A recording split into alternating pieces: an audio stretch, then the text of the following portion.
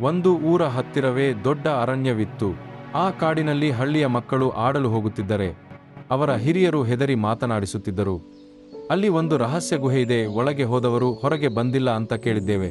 ಆ ಹಳ್ಳಿಯಲ್ಲಿ ಅನು, ದೀಪ ಮತ್ತು ರಘು ಎಂಬ 3 ಗೆಳೆಯರು ಇದ್ದರು. ಇವರಿಗೆ ಸಾಹಸ ಕಥೆಗಳು ಇಷ್ಟ. ಒಂದು ದಿನ ಅವರು ತೀರ್ಮಾನಿಸಿದರು, ಅನು, ನಾವು ಅರಣ್ಯಕ್ಕೆ ಹೋಗೋಣ, ನಿಜವಾಗ್ಲೂ ಆ ಗುಹೆಯಲ್ಲಿ ಏನಿದೆ ಎಂದು ನೋಡೋಣ. ದೀಪ, ಹೌದು, ಆದರೆ ನಾವು ಜಾಗರೂಕರಾಗಬೇಕು, ತಾಯಿಗೆ ಹೇಳದೆ ಹೋಗೋಣ. ರಘು, ನಾನು ನಕ್ಷೆ ತರ್ತೀನಿ, ನೀವಿಬ್ಬರು ಟಾರ್ಚ್, ಆಹಾರ, ಜಲಕೆ ಹಾಗೂ ಹಗ್ಗ ತಗೊಳ್ಳಿ. ಮರುದಿನ ಬೆಳಗ್ಗೆ ಅವರು ಗುಪ್ತವಾಗಿ ಹಳ್ಳಿಯಿಂದ ಹೊರಟರು. ಅರಣ್ಯ ಸಡಿಲವಾಗಿ ತುಂಬಿ ಹೋಯಿತು. ಪಕ್ಷಿಗಳ ಕೂಗು, ಗಾಳಿ ಬೀಸುವ ಶಬ್ದ, ಎಲ್ಲವೂ ಅನುಭವ ಹೊಸದು. ಸುಮಾರು 1 ಗಂಟೆ ನಡೆದು ಅವರು ಒಂದು ದೊಡ್ಡ ಗುಹೆ ತಲುಪಿದರು. ಅನು, ಇದೇ ಅನ್ಕೋತೀನಿ, ನೋಡ್ರಿ ಎಷ್ಟು ಅಂಧಕಾರ ಇದೆ ಒಳಗೆ. ದೀಪ, ಚಿಕ್ಕದಾಗಿ ನುಗ್ಗೋಣ, ನಾವು ಎಚ್ಚರದಿಂದ ಇರೋಣ. ರಘು, ನನ್ನ ಬಳಿ ಹಗ್ಗ ಇದೆ, ನಾವು ಹಗ್ಗ ಬಿಟ್ಟುಕೊಂಡು ಒಳಗೆ ಹೋಗೋಣ, ಹೀಗಾದರೆ ಹಿಂದಿರುಗೋ ದಾರಿ ಸಿಗುತ್ತೆ. ಅವರು ಗುಹೆಯ ಒಳಗೆ ನುಗ್ಗಿದರು. ಒಳಗೆ ಸಣ್ಣ ದಾರಿಗಳ ಜಾಲವಿತ್ತು. ಎಡ ಬಲ ಮೇಲುಕಡೆ ಎಲ್ಲೆಡೆ ಕಲ್ಲಿನ ಬಂಡೆಗಳ ನಡುವೆ ದಾರಿಗಳು. ಅವರ ಕೈ ಹಿಡಿದು ಸಾಗುತ್ತಿದ್ದರು. 1 ಗಂಟೆ ನಂತರ ಅವರು ಒಂದು ವಿಶಿಷ್ಟ ಸ್ಥಳಕ್ಕೆ ಬಂದರು. ಅಲ್ಲಿ ಗೋಡೆ ಮೇಲೆ ಚಿತ್ತಾರಗಳು, ಹಳೆಯ ಲಿಪಿ ಮತ್ತು ಒಡವೆಗಳ ಚಿತ್ರಗಳಿದ್ದವು.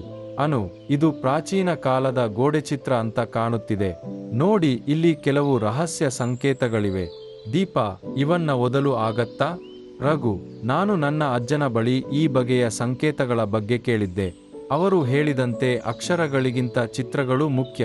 ಇಲ್ಲಿ ಒಂದು ನಕ್ಷೆಯಂತಿದೆ. ಅವರು ಆ ಗೋಡೆಯ ಚಿತ್ರಗಳ ಪರಿಶೀಲನೆ ಮಾಡುತ್ತಾ ಇದ್ದಾಗ ಒಂದು ಬಂಡೆ ತಿರುಗಿದಂತೆ ಕಂಡಿತು. ಅಲ್ಲಿ ಒಂದು ಬಾಕಿ ದಾರಿ ಬಂತು. ಅದು ಒಂದು ಕೊಠಡಿಗೆ ಕರೆದೊಯ್ಯುತ್ತಿತ್ತು. ಅವರು ಒಳಗೆ ಹೋದಾಗ ಒಂದು ಪಿತೂರಿಗೊಳಪಟ್ಟ ಕೋಣೆ ಸಿಕ್ಕಿತು. ಒಳಗೆ ಪ್ರಾಚೀನ ವಸ್ತುಗಳು, ಪಿತೂರಿ ಮುತ್ತುಗಳು, ಚಿನ್ನದ ನಾಣ್ಯಗಳು ತುಂಬಿದ್ದರು. ಅನು, ಇದು ನಿಜವಾಗಿಯೂ ಖಜಾನೆಯ ಕೊಠಡಿಯಾಗಿದೆ. ದೀಪ, ಇಷ್ಟು ಚಿನ್ನ ಇದ್ದು ಯಾರೂ ಇಲ್ಲ, ಯಾರಾದರೂ ಇದನ್ನು ಕಾಪಾಡುತ್ತಿದ್ದಾರಾ? ರಘು, ಬಂದ ದಾರಿಯಿಂದ ಹೊರ ಹೋಗೋಣ, ಇವೆಲ್ಲವನ್ನು ತಕ್ಷಣ ತೆಗೆದು ಹೋಗೋಣ, ಅಂದ್ರೆ ಅಪಾಯ ಇರಬಹುದು. ಅವರು ಹಿಂದೆ ತಿರುಗುತ್ತಾ ಇದ್ದಾಗ ದಾರಿ ಬಂದ ಬಂಡೆ ಮತ್ತೆ ಮುಚ್ಚಿತು. ಗುಹೆಯ ದ್ವಾರ ಹದಗೆಟ್ಟು ಹೋಗಿತ್ತು. ತುರ್ತು ಪರಿಸ್ಥಿತಿ ಉಂಟಾಯಿತು. ಅನು, ಈಗ ಏನು ಮಾಡೋದು? ನಾವು ಒಳಗೆ ಸಿಕ್ಕಿ ಬಿಟ್ಟಿದ್ದೀವಿ. ದೀಪ, ಶಾಂತವಾಗಿ ಯೋಚಿಸೋಣ, ಈ ಗೋಡೆಗಳ ನಡುವೆ ಇನ್ನೊಂದು ಬಾಹ್ಯ ದ್ವಾರ ಇರಬಹುದು. ರಘು, ನೋಡ್ರಿ, ಇಲ್ಲಿ ಭಿತ್ತಿ ಮೇಲೆ ಬುದ್ಧಿವಂತಿಕೆ ದ್ವಾರ ಅಂತ ಬರೆಯಲಾಗಿದೆ. ಅವರು ಪುನಃ ಗೋಡೆ ನೋಡಿದರು. ಅಲ್ಲಿ 3 ಬಟನ್ಗಳಿದ್ದವು. ಒಬ್ಬನು ಸರಿಯಾದ ಬಟನ್ ಒತ್ತಿದರೆ ಮಾತ್ರ ದ್ವಾರ ತೆರೆಯುತ್ತಿತ್ತು, ತಪ್ಪಿದರೆ ಬಂಡೆಗಳು ಬಿದ್ದೊಯ್ಯುವ ಅಪಾಯ. ಬಟನ್ಗಳ ಮೇಲೆ ಇತಿಹಾಸ ಸಂಬಂಧಿತ ಪ್ರಶ್ನೆಗಳು ಬರೆಯಲಾಗಿತ್ತು. ಅನು, ಮೊದಲ ಬಟನ್, ಭಾರತದಲ್ಲಿ ಮೊಟ್ಟಮೊದಲ ನಾಗರಿಕತೆ ಯಾವುದು? ದೀಪ, ಇದು ಇಂಡಸ್ ವ್ಯಾಲಿ ನಾಗರಿಕತೆ.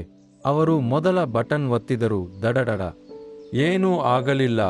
ರಘು, ಇದೊಂದು ಸರಿಯಾದ ಉತ್ತರ. ಎರಡನೇದು, ಮಹಾಭಾರತ ಯುದ್ಧದಲ್ಲಿ ಕೃಷ್ಣನ ಪಾತ್ರವೇನು?